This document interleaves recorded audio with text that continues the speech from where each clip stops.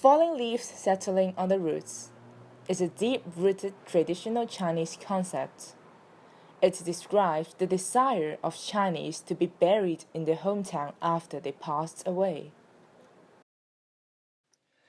In mid-19th century, factors including wars, unstable economy, and natural disasters contributed to the poor living quality in China. Under the domination of Qing dynasty, China had become an impoverished country.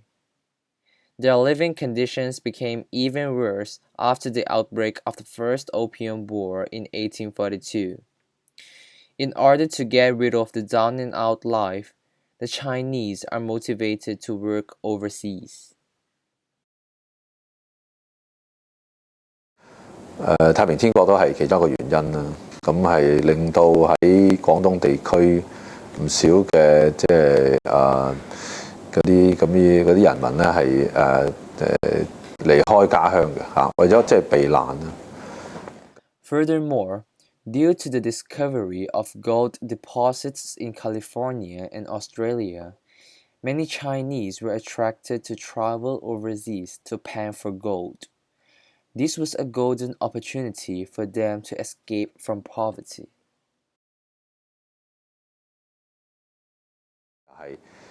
就係喺今日嘅三藩市嗰度咧，係發現到有金礦啊咁需要大量嘅礦工去開採嘅。咁當時咧喺呢個地球上邊咧係可以勝任呢啲工作嘅咧，基本上最理想嘅就係華工啦。咁所以喺金礦開金礦呢個咁樣嘅咁大嘅引誘底下咧，咁好多華工都覺得都值得去試一試咁。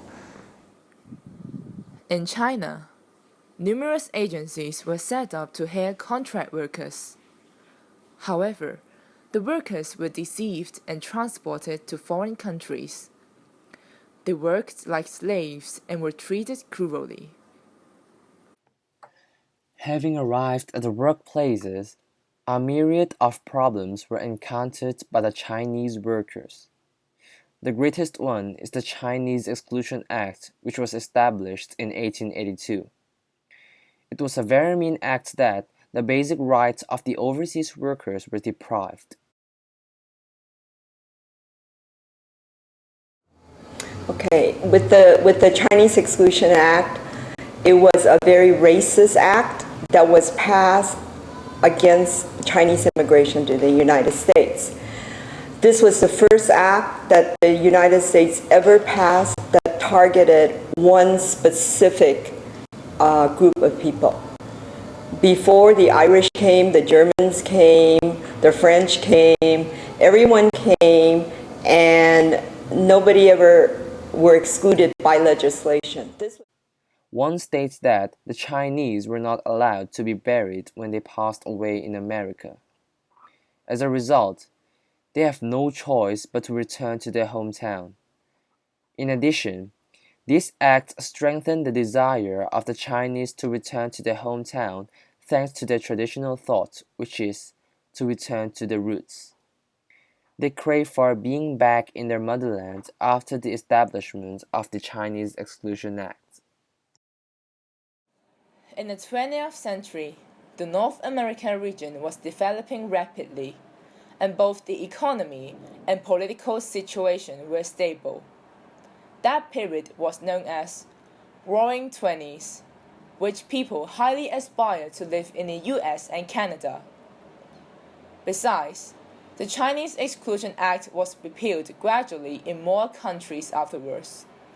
This caused most of the Chinese overseas workers to prefer to stay in their workplaces than go back to China. In addition, China was facing a tough situation in the early 20th century because of the outbreak of World War II and the Chinese Civil War. Therefore, it was not safe and very difficult for the Chinese to go back home. As a result, they were forced to stay and even settle in the working countries. The Chinese, when they were hired and brought over here to work on the railroads, they were promised by the bosses, the railroad bosses, because they usually land in San Francisco because that's where the ships docked. So they were promised that once the railroad is built in the middle of the United States, the bosses will give them money to return back to San Francisco so that they can go home. Okay. That promise was broken. It never happened. So here you have these Chinese railroad workers stuck in the middle of the United States, wild Indians, unsettled land, people racist against them, and they have no money to go back to San Francisco to go home. Overseas Chinese workers in 19th to 20th century always hoped that they could be buried in their hometown when they died on their long working journey. They treated it as the most important wish among their whole life, or else it would be a great misery to the family. Nevertheless, wars and social unrest had become a huge obstruction on their way back home. Years by years, the culture and minds of the Chinese have changed a lot.